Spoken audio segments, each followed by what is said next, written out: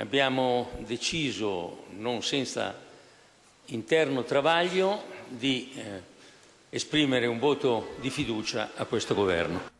Il colpo di scena, l'ennesimo di questi giorni frenetici, ma forse il più clamoroso, arriva all'ora di pranzo, quando Berlusconi annuncia la decisione di votare la fiducia al governo. L'esecutivo Letta ottiene dunque i numeri per continuare a governare. Alla fine sono 235 i sì e 70 i no, con 6 senatori del PDL che decidono di non partecipare al voto. Ma nonostante l'unità recuperata al photo finish, stamattina erano una ventina i senatori che avevano deciso comunque di sostenere Letta, il PDL appare un partito lacerato. Sottolinea l'unità il trevigiano Maurizio Sacconi, che pure è tra coloro i quali, a prescindere dall'inatteso dietrofront di Berlusconi, avrebbero votato sì a Letta. Hanno trovato conferma quei principi e quei modi di operare da moderati che corrispondono al sentire dei nostri elettori.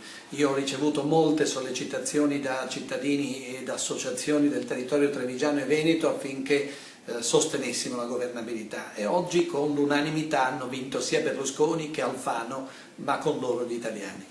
Eppure la scissione sarebbe ormai vicina, se non al Senato, alla Camera, con 25 deputati pronti ad entrare in un nuovo gruppo parlamentare capeggiato da Fabrizio Cicchitto. Ma la situazione è in continua evoluzione. Al Senato abbiamo recuperato la compattezza, ha detto poco fa il senatore trevigiano Franco Conte, ma permangono le posizioni di alcuni che stanno pensando ad un nuovo gruppo che accolga componenti di centro del PDL.